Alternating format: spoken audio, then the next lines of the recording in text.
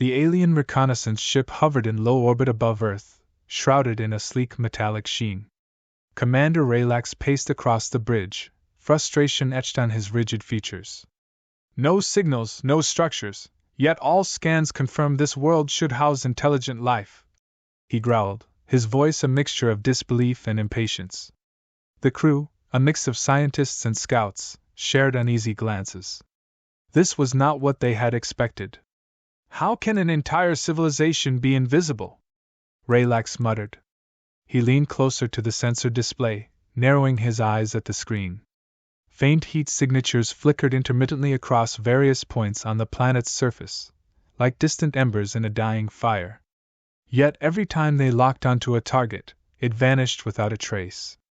Down below, hidden deep in a forested mountain range, Captain Evans monitored the situation. His team's covert outpost was buried within the terrain, shielded from detection by both advanced tech and natural camouflage. He studied the alien chatter through hacked comms, a smirk forming on his face. They think we're ghosts, he whispered, amused by the irony. The humans had been preparing for this moment for years. They'd adapted, evolved their strategies.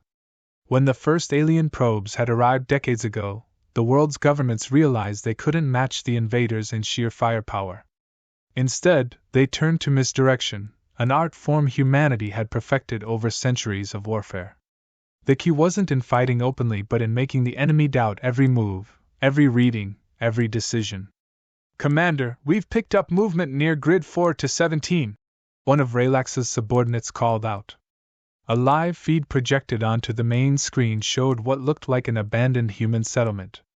Heat signatures flickered faintly around the buildings. Deploy the drones, Raylax ordered. I want them caught and catalogued, no more slip-ups. As the alien drones descended, sweeping the area with focused scans, Captain Evans watched from his underground control room. The settlement they targeted was nothing more than a decoy, its inhabitants long evacuated. The heat signatures were holographic projections, carefully calibrated to mimic human presence. Evans keyed into the alien comms, sending a brief transmission directly to Raylax's ship. Ghosts, huh? The distorted voice echoed across the alien bridge. Maybe your tech isn't as advanced as you think. Raylax stiffened. Who was that? He barked, spinning around to face his crew. Panic rippled through the bridge. Trace that signal! The crew scrambled to locate the source, but the moment they tried to isolate it, the feed cut off entirely.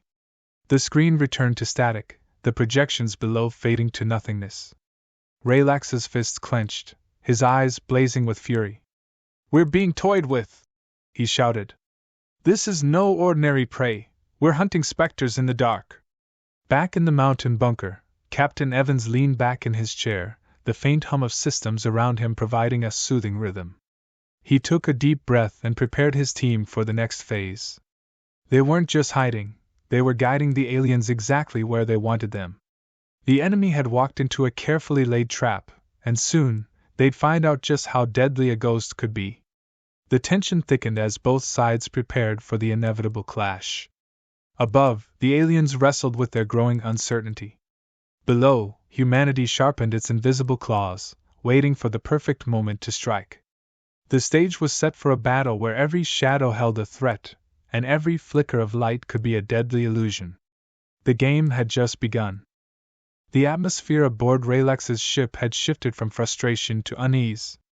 Every failed scan, every misleading signal, chipped away at the crew's confidence.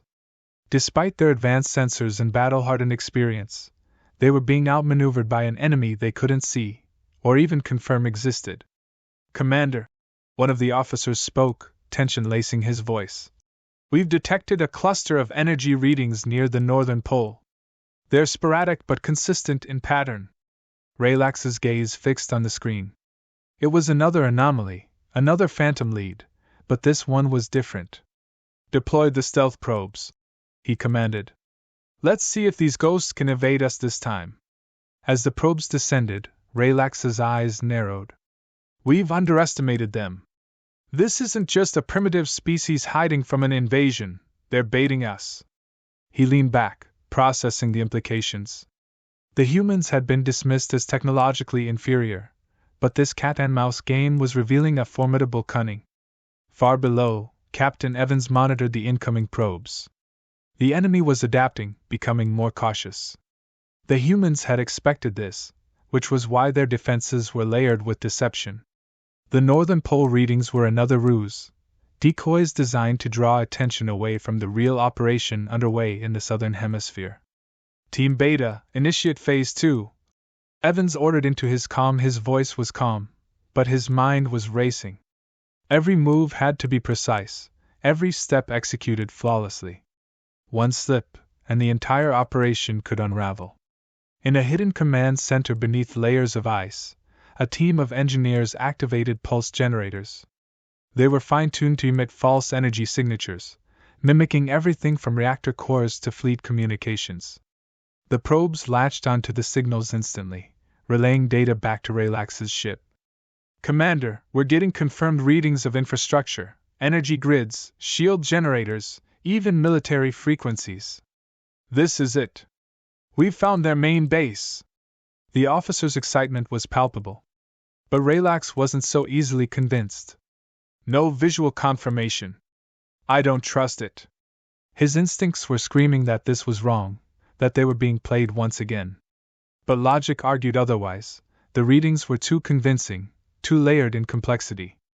Prepare the strike team, but proceed with caution. Back in the bunker, Evans watched as the aliens mobilized. His team's job was almost done. They'd lured the enemy to exactly where they wanted. But now came the hardest part, holding their nerve as the trap closed in. They're committing resources to the northern decoy, Evans said, a grim smile tugging at the corner of his mouth. Just as planned. Begin the final sweep. Outside, the polar wastelands lay silent, untouched by human or alien hand. Yet below the surface, a network of dormant mines and automated turrets awaited the intruders. As the first wave of alien craft descended, the landscape erupted in bursts of energy, tearing through the atmosphere. The ground itself seemed to come alive with defense grids, designed not to repel, but to lure deeper. On board Relax's ship, chaos erupted. Alarms blared as conflicting data swamped their systems. It's a trap! One of the engineers shouted, too late to stop the disaster unfolding.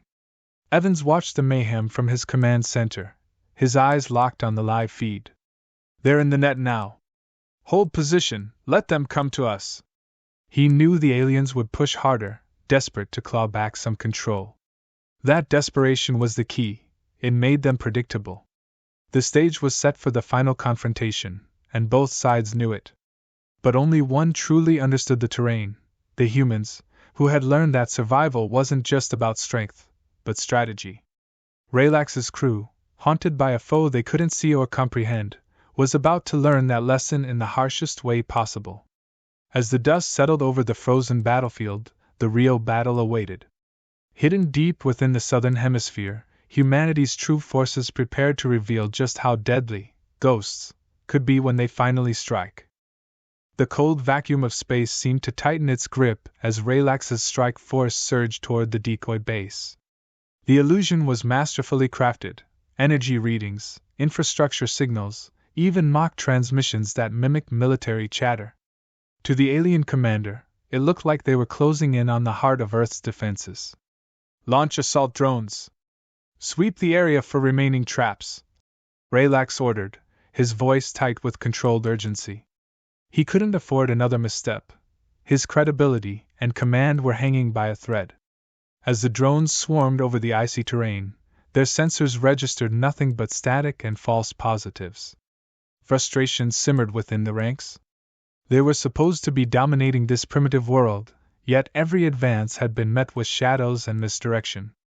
Meanwhile, deep beneath the southern hemisphere, the real command center buzzed with quiet intensity. Captain Evans stood at the central console, his eyes fixed on a tactical display. The decoy was doing its job, drawing the aliens further into the web. Now, it was time to spring the trap. "Commander," whispered Lieutenant Sato, leaning in, "we're reading massive energy fluctuations from the enemy fleet. They're preparing to bombard the northern pole." Evans gave a grim nod. Let them. The more they waste up there, the less they'll have when they realize they've been chasing ghosts. Raylax's fleet unleashed a devastating volley of plasma fire, hammering the frozen expanse where they believed Earth's last line of defense lay. The ground cracked and splintered, sending plumes of ice and debris skyward. But as the smoke cleared, the truth became impossible to ignore. There was nothing. No hidden bases, no defense grids, just empty terrain. The realization hit like a physical blow. They're not here, Raylax muttered, clenching his fists. The silence that followed was suffocating. He'd been outmaneuvered at every turn, and now his forces were scattered across a false battlefield. Back at the True Command Center, Evans activated the next phase. "Commence Operation Spectre," he ordered, his voice steely. The time for deception was over. Now, it was about precision strikes. In orbit, human warships uncloaked with eerie silence, emerging from hidden positions behind the planet's moons and dark regions. They were smaller than the alien vessels, but they were faster, outfitted with state-of-the-art tech that the invaders couldn't match. Within moments, pulse cannons fired in perfect synchronization, tearing through the alien fleet's flanks. Chaos erupted as Raylax's ships scrambled to regroup. "Return fire! Prioritize their engines!" he barked. But it was too late. The humans weren't interested in a drawn-out engagement. They were conducting surgical strikes, targeting critical systems and retreating before the aliens could lock on. In the confusion, a strike team led by Lieutenant Sato infiltrated one of the enemy cruisers. Disguised by electronic countermeasures, they bypassed security systems with ease, planting data bombs and gathering intel as they moved. It was a coordinated attack, disrupting communications, destabilizing power cores, and feeding false data back to the fleet. The aliens were fighting blind. Raylax's control was slipping, panic seeping into his commands. His once cohesive force was now fractured, operating on outdated and misleading intel. He slammed a fist into the console. "How can they be everywhere and nowhere at once?" His voice was laced with disbelief and anger. "They're not ghosts," said his tactical officer with dawning horror. "They're hunters." Back in the human command center, Evans watched as the alien fleet crumbled under the sustained assault.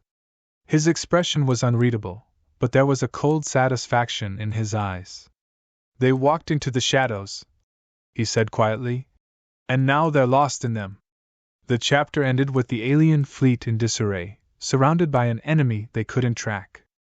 The trap had closed, and now it was only a matter of time before the final blow was struck.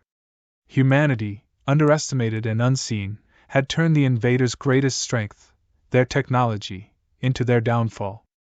Raylax stared at the chaotic battlefield, his rage simmering beneath the surface. His once mighty fleet, now reduced to a collection of drifting wrecks and retreating vessels, was a testament to the humans' devastatingly effective strategy. The so-called ghosts had turned his superior technology into a liability, and every attempt to regain control only seemed to worsen the situation. "Commander, the fleet is in disarray," reported his communications officer, barely containing a note of panic. "We're taking heavy losses. The humans have unleashed a new wave of attacks on our command ships." Raylax clenched his jaw. The humans had anticipated his every move, countering his strategies with ruthless efficiency. "Initiate emergency protocols. Prepare the remaining ships for a coordinated counterattack. We need to hit them hard and fast." Below, Captain Evans watched the alien fleet's disintegration unfold on the command center's holodisplay. His team's final phase was nearly complete, but there was no time for celebration. The aliens were reeling, but their desperation could make them dangerous. "Lieutenant Sato," Evans said, turning to his second-in-command, "confirm the location of the remaining alien command ships. We need to finish this." Sato's fingers danced over the controls. "We've pinpointed their positions. They're clustered around their flagship, which is trying to establish a defensive perimeter. We can hit them now, while they're vulnerable." "Let's do it," Evans replied, his voice firm. "Deploy all available forces. We end this." As the human ships advanced, their coordinated assault was precise and devastating. Plasma beams and missile volleys ripped through the alien formations, targeting their command ships with pinpoint accuracy. Each strike was a calculated blow, aimed not just at destruction but at psychological warfare, breaking the alien fleet's spirit. Raylax's frustration reached a boiling point. His tactical officer's voice trembled as he relayed the latest reports. "Commander, the flagship is reporting critical damage. The remaining ships are in full retreat." Raylax slammed his fist on the console. "We can't let them get away. Order the remaining ships to regroup and counterattack with all available firepower."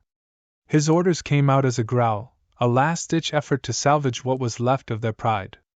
In the midst of the chaos, Evans coordinated the final strikes. The alien flagship, now a hulking wreck, was the focal point of their assault.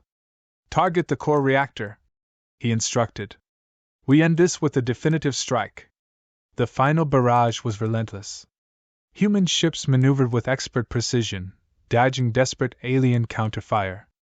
The flagship's defenses crumbled under the sustained pressure, and with a final, cataclysmic explosion, it erupted into a dazzling fireball of molten metal and shattered dreams. The alien fleet's remnants scattered, their retreating vessels fleeing in disorganized chaos. On the human side, there was a brief moment of silence, followed by a chorus of cheers and relieved exclamations. The victory was theirs, but the cost had been significant. Evans surveyed the battlefield with a mix of relief and solemnity. "We've won today, but we must remember the price of victory. These beings underestimated us, but they won't forget the lesson." Raylax, aboard his last remaining vessel, watched as the humans celebrated their triumph. His mind was a storm of fury and confusion. The ghosts, humanity, had outwitted him, and now he was left to contemplate the consequences of their miscalculation. As he turned away from the viewport, the commander's face was a mask of determination. "Next time," he muttered, "they won't catch us off guard. We'll be ready." His voice was filled with a grim resolve, knowing that the universe had just learned a harsh lesson about the resilience and ingenuity of humanity. The chapter closed with a powerful sense of finality. The human forces had proven their might and cunning, leaving the alien invaders with a stark reminder of the dangers of underestimating their opponents. The universe had witnessed a significant shift in power, and humanity had emerged as a force to be reckoned with.